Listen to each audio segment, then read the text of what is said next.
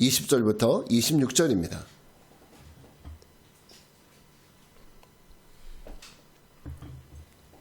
사도행전 27장 20절부터 26절입니다. 자, 우리 같이 읽겠습니다. 여러 날 동안 해도 별도 보이지 아니하고 큰 풍랑이 그대로 있음에 구원의 여망마저 없어졌더라. 여러 사람이 오래 먹지 못하였음에 바울이 가운데 서서 말하되 여러분이여 내 말을 듣고 글에 대해서 떠나지 아니하여 이 타격과 손상을 면하였더라면 좋을 뻔하였느니라. 내가 너희를 권하노니 이제는 안심하라. 너희 중 아무도 생명에는 아무런 손상이 없겠고 오직 배뿐이리라. 내가 속한 바 곧 내가 섬기는 하나님의 사자가 어젯밤에 내 곁에 서서 말하되 바울아 두려워하지 말라. 네가 가이사 앞에 서야 하겠고 또 하나님께서 너와 함께 항해하는 자를 다 내게 주셨다 하였으니 그러므로 여러분이여 안심하라. 나는 내게 말씀하신 그대로 되리라고 하나님을 믿노라. 그런즉 우리가 반드시 한 섬에 걸리리라 하더라. 아멘. 자, 오늘은 사도행전 27장 20절부터 26절 말씀을 통해서 소망의 항구를 향하여 라는 제목으로 말씀을 전합니다.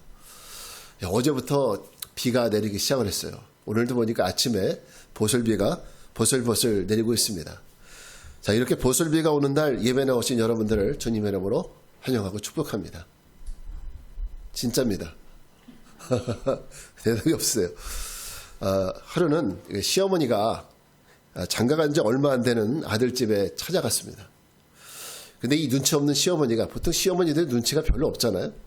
이 눈치 없는 시어머니가 하루 이틀 사흘이 지나도 집에 갈 생각을 안 하는 거예요. 집에 갈 생각을 안 하고 어느 날 시어머니하고 그리고 며느리가 보슬비가 내리고 있는 하늘을 쳐다보면서 이렇게 생각을 했습니다. 아들의 집에 더 있고 싶은 시어머니가 비가 막 보슬비가 내리는 걸 보면서 며느리에게 이렇게 말을 했답니다. 얘야, 저 비 좀 봐라. 나더러 더 있으라고 이슬비가 내리는구나. 그러는 거예요. 나더러 여기 더 있으라고 이슬비가 내리네. 그러는 거예요. 그때 이 며느리가, 시어머니가 빨리 돌아가기를 원하는 거예요. 빨리 돌아가기를 원하는 이 며느리가 시어머니 그 말을 이렇게 받아쳤다고 합니다. 아이고, 글쎄 말이에요, 어머니. 빨리 가라고 가랑비가 내리네요. 이렇게 얘기를 한 거예요. 무슨 이해가 잘 안 되시죠? 제가 잘 유머에 대한 달란트가 없는 것 같아요. 좀 웃으셔야 되는데. 자, 시어머니가 집에 가기 싫으니까 며느리에게 그런 얘기를 하는 거예요.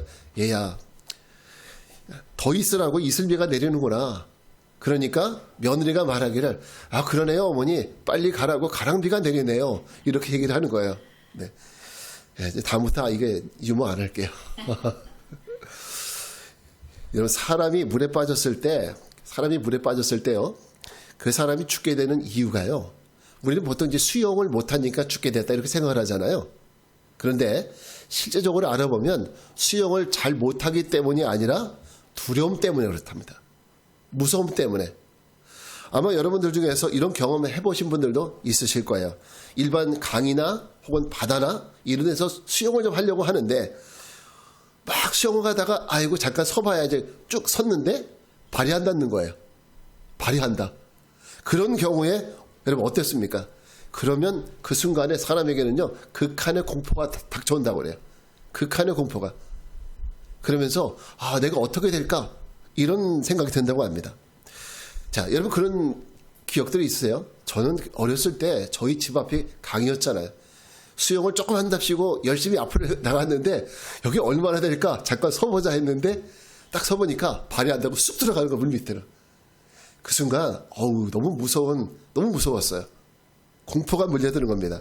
만약 제가 드린 말에 공감하는 분들이라면요, 오늘 성경 속에 나오는 이 바울과 함께 배를 타고 가고 있는 그 선원들에게 지금 이 순간이 얼마나 두렵고 무서운 시간인지 우리는 이해할 수 있을 겁니다. 바울은요, 지금 가이사에게 재판을 받기 위해서 배를 타고 로마를 향해 가고 있는 중입니다. 근데 그들이 배를 타고 지나가는 이 바다는요, 이스라엘, 터키, 그리스, 이런 나라가 인접해 있는 지중해입니다. 요즘에 TV 틀어보시면 나오잖아요. 여러분 지중해 한번 가보시는 게 어떠세요 하면서 얼마 10박 몇일짜리 지중해 크루즈 여행 이런 거 있잖아요. 지중해는요 얼마나 아름다운지 그 지역의 호수라고 할 만큼 그 아름다움을 가지고 있어요. 바다 색깔이라든지 혹은 그 바다에서 나오는 모든 것들이 굉장히 아름다움을 가지고 있어요. 그런데요, 지중해라는 것이 너무 아름다워서 호수 같은 바다라고 말하지만, 그러나요, 사실 지중해는 굉장히 거친 바다입니다. 굉장히 거칠어요, 그 바다가.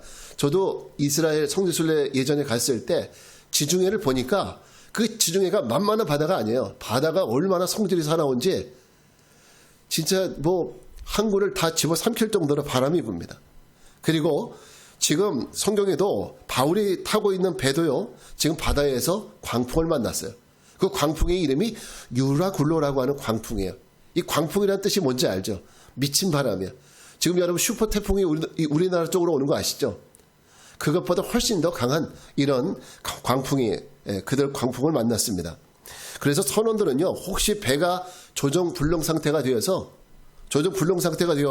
떠내려가다가 스르디스, 즉 모래톱에 걸릴까봐 그게 가장 두려운 거예요. 제일 무서운 것이 배가 만약에 모래톱에 걸리면은요, 그러면 배는 더 이상 어디로 갈 수가 없는 거예요. 그러면 결국 그 배는 모래톱에 걸려서 그 안에 배 속에 있는 배 안에 있는 사람들은 정말 나중에 어떻게 될 줄 모르는 이런 상황에 있는 겁니다. 그래서 모래톱에 걸릴까봐 배 안에 있는 선원들은 배 안에 있는 모든 물건을 다 바다에 버리기 시작을 했어요. 심지어는 먹을 것까지 다 버리기 시작을 하는 겁니다. 왜 그랬을까요? 배 안에 있는 모든 것들을 버린 이유가 뭘까요? 배를 가볍게 하기 위해서요. 그럼 배가 좀 높이 뛰겠죠?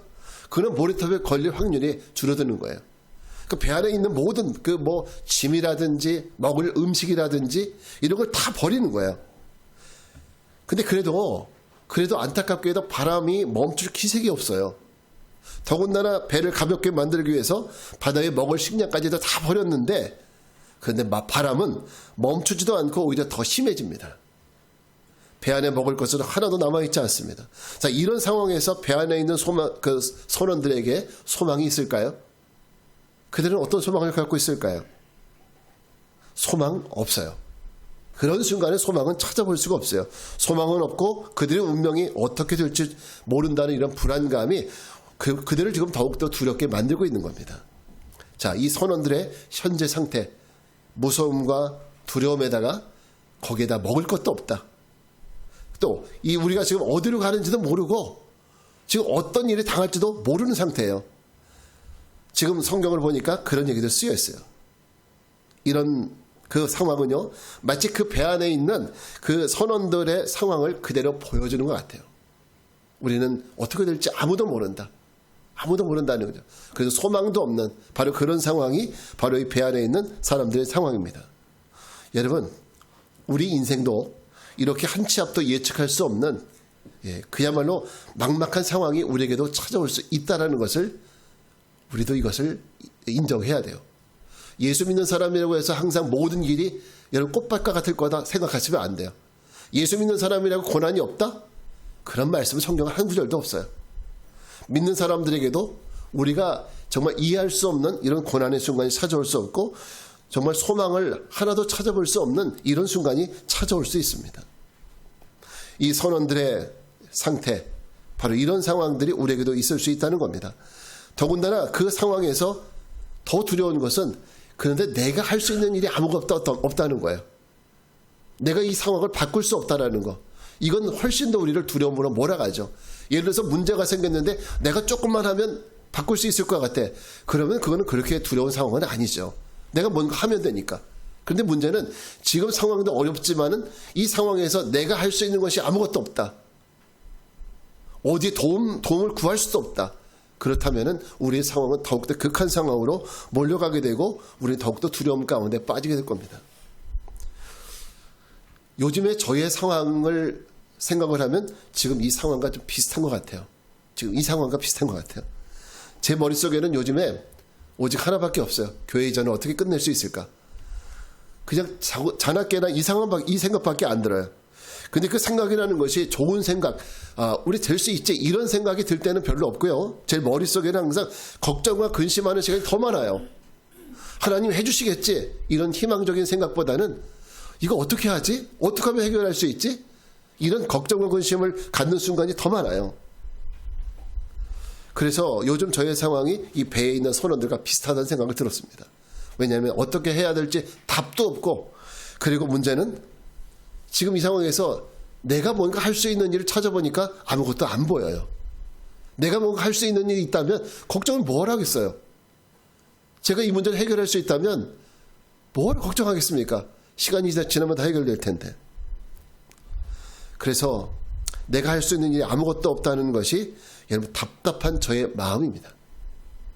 오늘 이 말씀을 묵상하면서 어쩌면 내 상황과 이렇게 똑같냐 이런 생각을 해보게 됐어요. 또 어떻게 이 물질의 문제가 채워져서 이전하는 교회 인테리어 공사 잘 끝낼 수 있을지 이런 생각들에 대해서 지금 너무나도 저 답답한 상황에 있기 때문에 걱정이 너무나도 앞섭니다. 그리고 지금보다 우리가 앞으로 내야 될 그런 임대료가 더 커지기 때문에 어디서 이런 부족한 부분을 메꿀 수 있을까? 마음 한쪽으로는 기대감도 있지만, 새로운 곳으로 간다는 기대감도 있지만, 솔직히 마음 한곳에 걱정이 더 큰 것이 사실입니다. 지금 이 상황을 컨트롤할 수 없으니까 근심과 두려움이 더 커요. 그런데 저는 우리 모두가 이런 상황이 있을 수 있어요. 그러나 오늘 이 말씀이 만약에 여기서 끝난다면 우리가 하나님 앞에 어떤 상황을 갖고 살아갈 수 있겠습니까?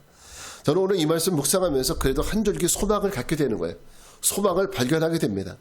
오늘 말씀 보니까 모든 선원들이 20절의 표현처럼 구원의 여망을 다 잃어버리고 있었어요.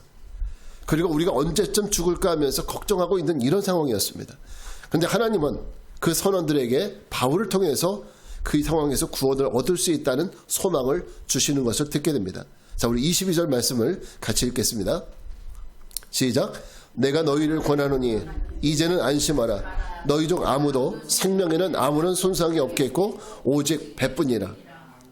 여러분, 바울은 언제 우리가 죽나라고 생각하면서 이 소망의 끈을 놓아버린 사람들에게, 아무런 소망이 없는 사람들에게 뭐라고 말합니까? 이제는 뭐하라? 안심하라는 거야. 이제는 안심하라. 저는 이 구절에서 가장 은혜가 되고 우리 모두에게 희망을 주는 단어, 또 제가 이 말씀에서 소망을 발견할 수 있는 그 단어는 이제는이라는 단어예요. 이제는이라는 단어. 이 말의 의미는 이렇죠. 이제는이라는 단어는 너 많이 힘들었지. 근데 이제는 괜찮을 거야. 바로 이런 표현을 할 때 이제는이라는 말을 씁니다. 나 옛날에 너를 미처 미워했었거든. 그런데 이제는 미워하지 않을 거야. 뭔가 우리 상황이 바뀌었음을 의미하는 거예요. 이 두 문장에서 이제는이라는 단어는 과거의 상황이 완전히 180도 바뀌었다는 것, 달라졌음을 표현하는 말입니다. 옛날엔 이랬는데 이제는 상황이 바뀌었다라는 것을 의미합니다. 과거에는 너희 생명을 걱정할 필요가 있었다. 너희들 생명 어떻게 될까 걱정할 필요가 있었다는 거죠. 그런데 이제는 그 부분에 대해서 걱정할 필요가 없어졌다라는 것을 알려주는 거예요. 그럼 누가 이들의 상황을 이제는 반대의 상황으로, 역전의 상황으로 누가 바꿔주셨습니까? 누가 걱정해야 될 상황을 걱정할 필요가 없는 상황으로 누가 만들어주셨죠? 오늘 이 말씀 보시면 하나님이 하셨다는 거예요. 우리 다시 한번 25절부터 26절 말씀을 같이 한번 읽어보겠습니다. 25절부터 26절 시작. 그러므로 여러분이여 안심하라. 나는 내게 말씀하신 그대로 되려고 하나님을 믿노라. 그런즉 우리가 반드시 한 섬에 걸리리라 하더라. 자, 바울이 이제 너희 생명에 대해서 걱정하지 않아도 된다고 말하는 근거가 어디 있습니까? 자기가 그렇게 해줄 수 있다는 것이 아니라 우리 하나님이 그렇게 되리라고 말씀하셨기 때문에 나는 그 말씀을 믿는다라는 의미예요. 그것이 바울이 소망에 대해서 이야기할 수 있는 근거가 됩니다. 여러분, 저는 이 상황이 우리에게도 그대로 이루어질 거라 믿습니다. 우리 모두에게도. 제가 앞에서 말씀드렸지만 우리 모두에게는 내가 도저히 어떻게 할 수 없는 이런 막막한 상황이 닥칠 수가 있어요. 이런 상황이 찾아올 수 있습니다. 내가 할 수 있는 일이 아무것도 없는 상황.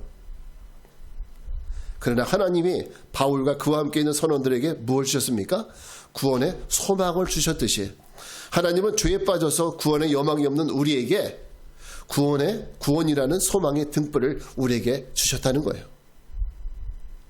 그 소망의 등불은 바로 예수 그리스도신데요.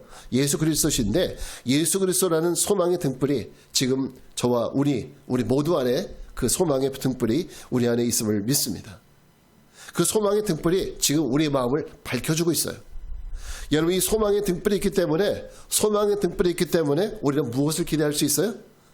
우리의 삶에 하나님이 주시는 이제는의 역사, 내 삶이 내 상황이 하나님으로 말미암아 바뀔 수 있다라는 이런 소망을 가질 수 있게 되는 거예요.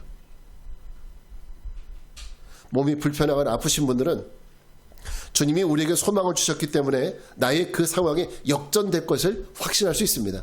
왜? 소망이 있기 때문에. 또 저는 앞에서 말씀드렸지만 교회 이전을 앞두고 막막한 시간을 보낼 때가 많다고 했는데 저도 제 안에 있는 주님이 주신 소망을 붙들 때 그 두려움에서 벗어날 수가 있었습니다. 그래서 걱정을 늘 하다가 하나님 앞에 기도하면서 주님이 주신 소망을 붙드니까 그래 하나님이 하시지 내가 하는 일 아니야. 이게 하나님이 하시는 일이야. 이런 마음에 소망이 생기는 거예요. 그러니까 그 말씀 붙들고 이제 합시다 할 수 있는 거예요. 여러분 우리 모두에게 주님이 이런 소망을 주신 줄 믿습니다. 하나님이 이런 소망을 주셨어요. 예수를 믿는 우리에게, 주님을 믿는 우리에게 주님이 바로 이런 소망을 주셨어요. 주님이 주신 그 소망을 붙들 때 여러분의 상황은 완전히 바뀌게 될 줄 믿습니다. 우리가 안 될 것 같은 상황이 될 수 있는 상황으로 하나님 바꿔주실 줄 믿습니다. 여러분 우리가 이 일을 위해서 서로 기도합시다. 왜냐하면 누구는 어떤 사람은 믿음이 있어서 그것이 확신이 있어서 그 말씀을 붙들고 소망 가운데 나갈 수 있지만은 어떤 사람은 믿음이 연약하면은 주님이 우리에게 소망을 주셨지만은 그 소망을 모르고 여전히 근심 가운데 빠져 있을 수 있거든요. 그래서 우리는 서로 기도해 줘야 돼요. 남을 위해서 기도해 주는 거 중보기도입니다. 여러분 이 중보기도의 그 능력을 믿으시고 내가 저분을 위해서 기도하면 분명히 저분도 내가 느끼고 있는 이 소망의 주님을 붙들 수 있을 것이다. 이런 마음을 가지고 기도해 주시기 바랍니다. 여러분 하나님이 우리에게 주신 소망의 불을 붙으십시오. 그리고 그 소망의 등불로 여러분의 삶을 밝혀나가세요. 사실 우리가 소망이 없다고 생각하면 내 마음이 얼마나 어두워요. 아무것도 안 보여요. 눈앞에 있는 것도 안 보여요. 내 마음에 소망이 없으면은 마음도 어둡고 생각도 어둡고 모든 것이 어두워요. 주님이 앞에 계시는데 보이지도 않는 거예요. 그러므로 여러분 그 소망의 등불로 여러분의 삶을 밝히십시오. 그러면 여러분의 안에도 이제는의 역사가 반드시 일어날 줄 믿습니다.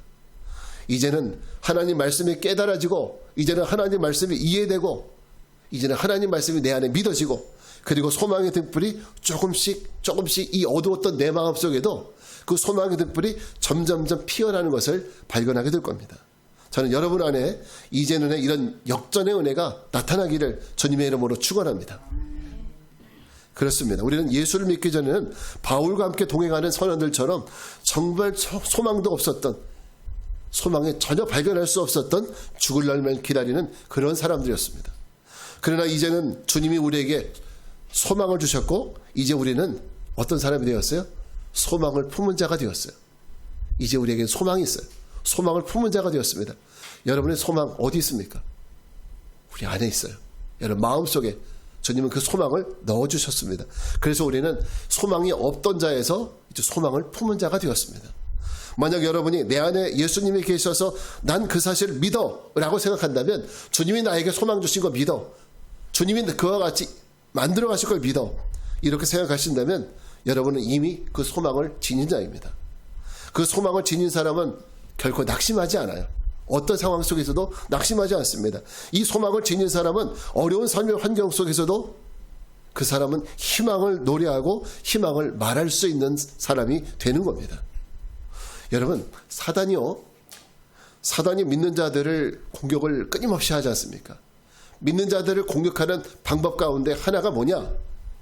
믿는 사람에게서 성도의 소망을 빼앗아 버리는 거예요. 소망을 빼앗아 버리는 거.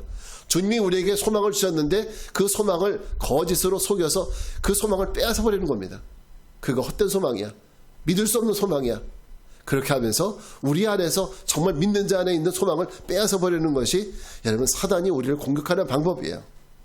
우리에게 그래서 예수님을 바라보지 못하게 하고 대신에 예수님을 바라보지 못하게 하고 대신에 내 앞에 있는 그 작은 문제를 큰 문제로 미화시켜서 크게 보이게 해서 우리와 하여금 낙심하게 만드는 거예요. 그게 사단이 우리를 미혹하는 방법이에요. 그 방법 중 하나죠. 그래서 여러분 걱정과 근심을 하면서 우리를 하여금 낙심하게 만듭니다. 여러분 내가 무슨 문제를 가지고 있든 내가 어떤 문제를 가지고 있든 여러분 생각해 보세요. 지금 내 안에 어떤 문제가 있는지. 그 어떤 문제를 가지고 있든 내 상황이 지금 어떤 상황이든 예수님은 우리의 소망이 되십니다. 예수님만이 우리의 소망이 되십니다. 이렇게 예수님이 주시는 소망을 품은 자는 이젠 두려움이 없는 거예요. 어떤 문제든 우리가 그 앞에서 무너지는 존재가 아닙니다. 우리 한번 23절부터 24절의 말씀 한번 같이 읽어볼게요. 시작. 내가 속한 바 곧 내가 섬기는 하나님의 사자가 어젯밤에 내 곁에 서서 말하되 바울아 두려워하지 말라. 네가 가이사 앞에 서야 하겠고 또 하나님께서 너와 함께 행하는 자를 다 네게 주셨다 하였으니. 자 여러분 하나님은 바울에게 소망을 주시면서 뭐라고 말씀하십니까? 두려워하지 말라 말씀하셔요. 두려워하지 말라. 이 말씀은 하나님께서 여호수아에게 주셨던 말씀도 똑같아요. 강하게 하라, 담대하라, 두려워하지 말라. 우리는 때로는 주님이 안 보일 때가 있어요. 주님이 소망을 주셨는데 내 안에 걱정과 근심이 가득하면 주님이 안 보이세요. 그래서 두려움에 떨게 되는 거죠. 여러분 그래서 주님이 주시는 구원의 소망을 품는 자에게는 현재의 상황으로 인해서 두려워하지 않습니다. 실망과 좌절 속에 우리는 주님의 이름을 부를 수 있는 거예요. 주님의 소망을 가진 자에게. 여러분 미국에 카놀 산도스라는 사람이 있었는데 이 사람이 사업을 하다가 60세에 파산을 했습니다. 60세에. 그래서 그는 결과적으로 수백만 달러의 빚을 지고 결국 정신적인 충격을 받아서 병원에 입원을 하게 됐습니다. 근데 아무리 생각해도 자기는 이제 희망이 없는 거예요. 내가 이제 어떻게 살아야 될지 앞이 보이지 않는 겁니다. 그래서 이 산도스라는 사람이 결국 그 절망 가운데서 내가 이렇게 살면 뭐하나 죽어야겠다 하려고 그래서 이제 스스로 목숨을 끊기 위해서 밤늦게 아무도 모를 때 병원의 문을 나섰어요. 근데 그때 그 병원 문을 나서는데 어디선가 찬송가 소리가 들려왔어요. 430 이상이었어요. 그 찬송의 가사는 이거예요.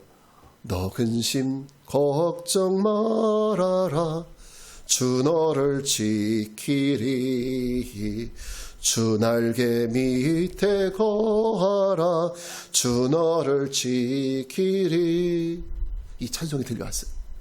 그래서 이 찬송을 들으면서 아니 이 밤에 누가 이런 찬송을 부를까 궁금한 거예요. 그래서 그 목소리를 따라서 가봤는데 조그만 교회에서 그 찬송이 흘러나오고 있었어요. 창문으로 들여다보니까 그곳에는 한 늙은 부인이 무릎 꿇고 앉아서 그 찬송을 부르고 있었습니다. 그때 갑자기 그 찬송을 들을 때 이 산도스라는 사람의 마음이 뜨거워지기 시작을 했어요. 마치 웨슬리 목사님이 이제 로마서 주석 서문을 들었을 때 그의 마음이 뜨거워진 것을 느꼈던 것처럼 이 산도스의 마음도 갑자기 마음이 막 뜨거워진 걸 느끼는 거예요. 그래서 교회의 문을 살짝 열고 들어갔을 때 주님의 십자가를 바라보고 그 자리에 무릎 꿇게 됐어요. 그러면서 하나님 앞에 엉엉 울면서 통곡을 했습니다. 그리고 회개의 기도를 주님께 드렸습니다. 하나님, 내가 어리석게도 하나님을 믿지 못하고 이렇게 내가 죽으려고 했습니다. 그러면서 하나님 앞에 뜨거운 눈물을 흘리면서 회개의 기도를 드렸어요. 그런데 그 기도를 다 하고 났을 때 그 마음속에 무거운 짐이 다 사라지고 마음에 알 수 없는 평안함의 마음이 그 마음을 차지하기 시작을 했습니다. 그리고 그는 이제 내가 이렇게 바보 같은 생각을 할 것이 아니라 새 출발을 해야 되겠다. 새 출발에 대한 힘이 솟구쳐 오르기 시작했습니다. 그래, 나는 할 수 있어. 주님이 도와주실 거야. 자, 그는 자본금이 없었기 때문에 쓰레기를 수거하는 일부터 시작을 했어요. 길거리에서 쓰레기를 줍는 일부터 시작을 했습니다. 거기에서 번 돈으로 그는 작은 통닭집을 하나 차렸는데 어떻게 되는지는 이제 그 통닭집의 그 통닭이 선풍적인 인기를 끌어서 사람들에게 날리듯 그렇게 선풍적인 인기를 끌어서 팔려나가기 시작을 한 겁니다. 여러분 그 치킨이 뭔지 아세요? 여러분도 잘 알고 있는 치킨인데 여러분 그 매장에 가면은 흰 옷 입은 할아버지가 여기에다가 그 지팡이 걸고 서 있는 거 아시죠? 뭔지 아시죠? 잘 안 가세요 거기? KFC 치킨이에요. KFC 치킨. 자, 저는 이 KFC 치킨 그 사장, 그 회장님이 바로 그 산더스라는 사람입니다. 억만장자가 결국 됩니다. 결국 이 사람은 여러분이 이 KFC 치킨 산더스 회장처럼 여러분이 하나님이 주시는 이 구원의 소망을 품는 분들임을 확신하시기 바랍니다. 그리고 이 소망을 가지고 살아갈 수 있게 되길 바랍니다. 소망을 품으면 여러분도 바울처럼 그 KFC 치킨의 카넬 산더스 회장처럼 여러분도 두려움을 이기고 새로운 소망을 가지고 여러분 살아갈 수 있습니다. 만약 여러분이 이 구원의 소망을 품고 있고 그리고 또 구원의 소망을 품고 살아가기를 결단했다면 여러분에게는 이것이 필요해요. 두 가지입니다. 하나는 말씀에 대한 확신이 필요해요. 자, 우리 25절 말씀을 같이 읽겠습니다. 25절 시작. 그러므로 여러분이여 안심하라. 나는 내게 말씀하신 그대로 되리라고 하나님을 믿노라. 지금 바울이 뭐라고 얘기합니까? 나는 내게 말씀하신 그대로 되리라고 나는 하나님을 믿는다 라고 말해요. 여러분 우리가 정말 구원의 소망을 품고 또 구원의 소망을 가지고 살아가려면은 바로 우리가 하나님 말씀에 대한 확신이 우리 안에 있어야 합니다. 바울은 하나님이 주신 구원의 소망에 대해서 어떻게 했느냐? 믿기로 결단하고 믿었습니다. 여러분 우리 그리스도인들의 소망이 바로 이 믿음에 있다는 것, 소망을 믿는 그 믿음에 있다는 것을 확신해야 합니다. 만약 여러분들이 예수를 아무리 오래 믿어도 내가 예수를 아무리 오래 믿어도 이런 소망을 갖지 못한다면 이런 소망이 없다면 여러분 우리 신앙생활은 얼마나 헛된 일이 되겠습니까? 왜? 소망이 있어야 인내할 수 있고 인내는 결국 우리 안에서 구원을 이루가기 때문입니다. 우리는 그 소망을 믿기 때문에 오늘 여기 교회에 나왔고 그리고 오늘 말씀을 들으면서 여러분이 아멘 할 수 있는 거예요. 이 구원을 이 소망을 믿기 때문에 그 말씀을 통해서 힘을 얻는 것입니다. 믿음의 조상이라고 하는 구약의 아브라함에 대해서 성경은 그가 하나님이 그를 의로 여기신 이유가 무엇인지 말씀해 줬는데 하나님이 하신 말씀에 대해서 그가 믿었기 때문에 성경은 그를 믿는 자, 의인으로 여겨주셨습니다. 여러분 구원은 믿는 자의 것입니다. 구원은 믿는 자의 것이에요. 어떡하지 하면서 걱정하고 근심하는 사람의 것이 아니라 하나님 말씀을 믿는 그 사람의 것입니다. 여러분의 소망도 바로 믿는 자의 것입니다. 여러분 믿음을 가지고 나간다면 주님께서 우리에게 주신 소망대로 이루어가실 줄 믿습니다. 여러분 바울처럼 아브라함처럼 하나님이 주는 소망을 믿어보시기 바랍니다. 그리고 하나님이 주신 소망에 대한 확신을 가지고 나가실 수 있는 우리 모두가 되길 바랍니다. 자, 두 번째는 우리가 소망을 품은 자가 되고 그 소망을 품은 자로 살려면 그 소망은 우리를 구원으로 인도하심도 우리가 믿어야 합니다. 그 소망이 우리를 구원으로 인도합니다. 자, 26절 말씀을 같이 읽겠습니다. 시작. 그런데 우리가 반드시 한 섬에 걸리리라 하더라.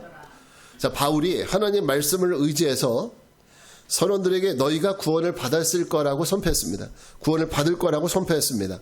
바울은 계속적으로 말하기를 그 근거로 우리가 반드시 한 섬에 걸릴 거다라는 것을 분명한 목표를 주어줍니다. 결국 이 이야기는 우리들의 갖는 소망이 그냥 두리뭉실한 어떤 것이 아니라는 거예요. 여러분이 소망을 갖는 것이 그럴지도 있겠다, 그러면 좋겠다 이런 것이 아니라는 거예요. 소망에는 반드시 뭐가 있어요? 결과가 있다는 거예요. 결과.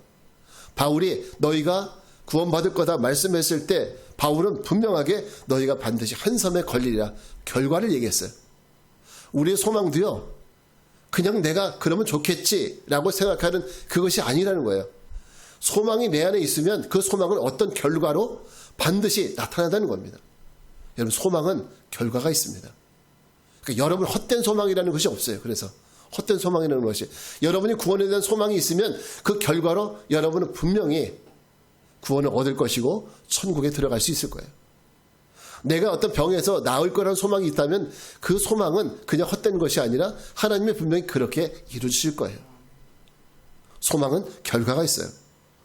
결국 이야기는 우리들이 갖는 소망은 절대 헛된 소망이 아니라는 것. 소망이라는 것 가운데 헛된 소망이라고 말을 쓰는 사람도 있죠. 근데 사실 소망에 헛된 소망이라는 것은 말이 되지 않아요. 하나님이 주신 소망이라면 그것이 말이 되지 않습니다.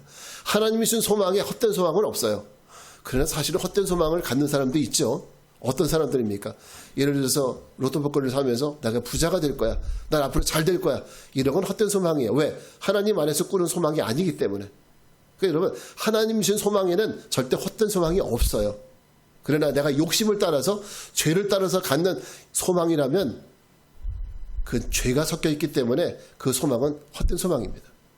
그것이 만약에 이루어진다 할지라도 그거는 나를 부흥케 하는 것이 아니라 나를 망치는 소망이 되는 거예요.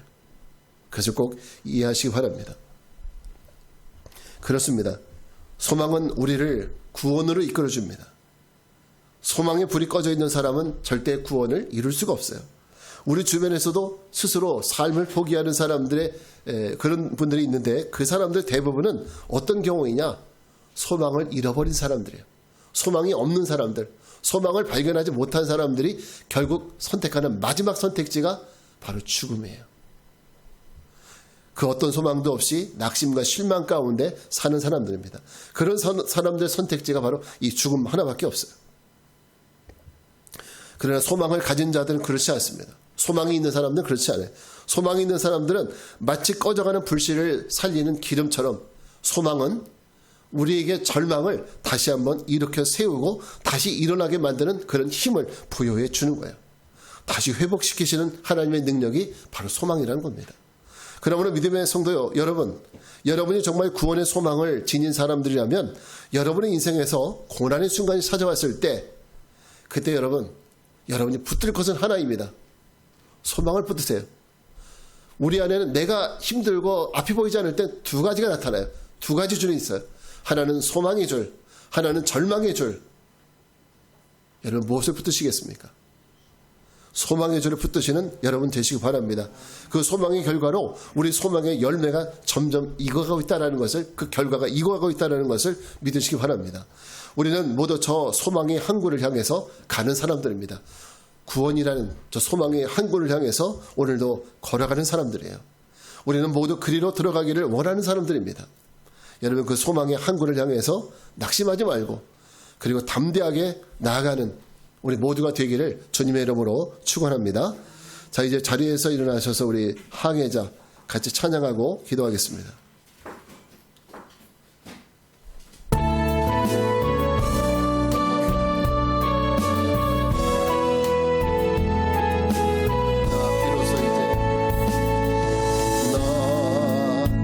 비로소 이제 깊고 넓은 바다 간다. 두려움에 떨고 있는 내 손을 주는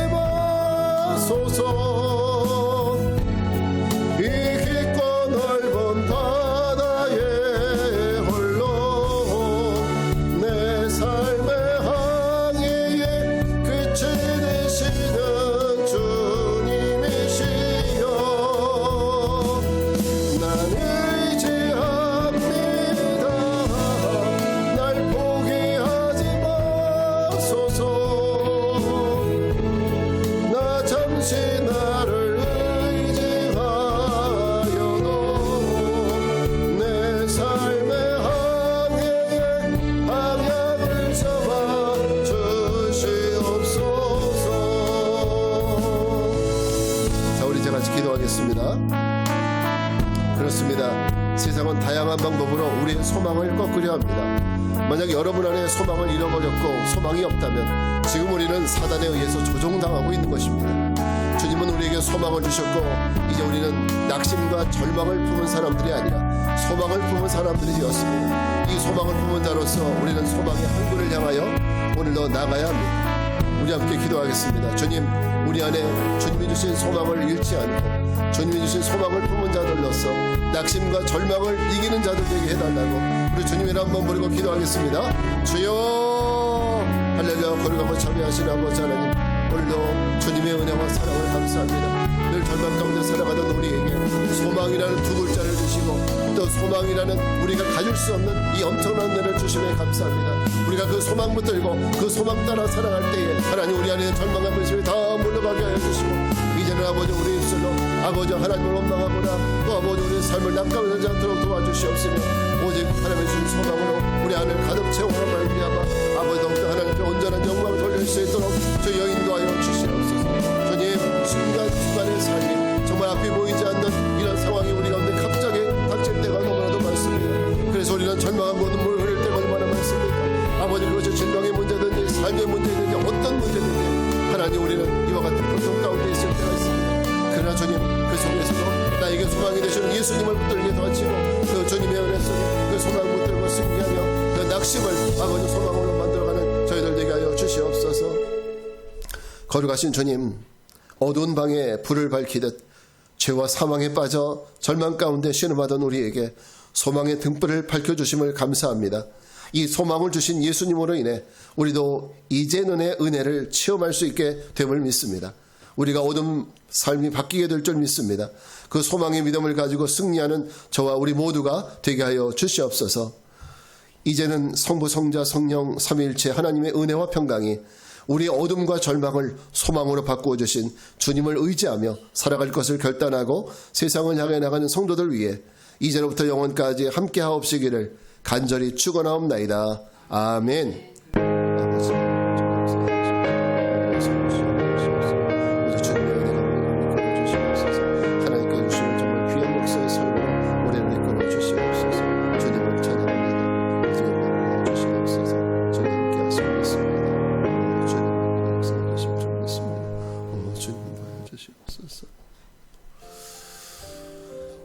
주님의 인도하여 주시옵소서. 하나님의 신뢰와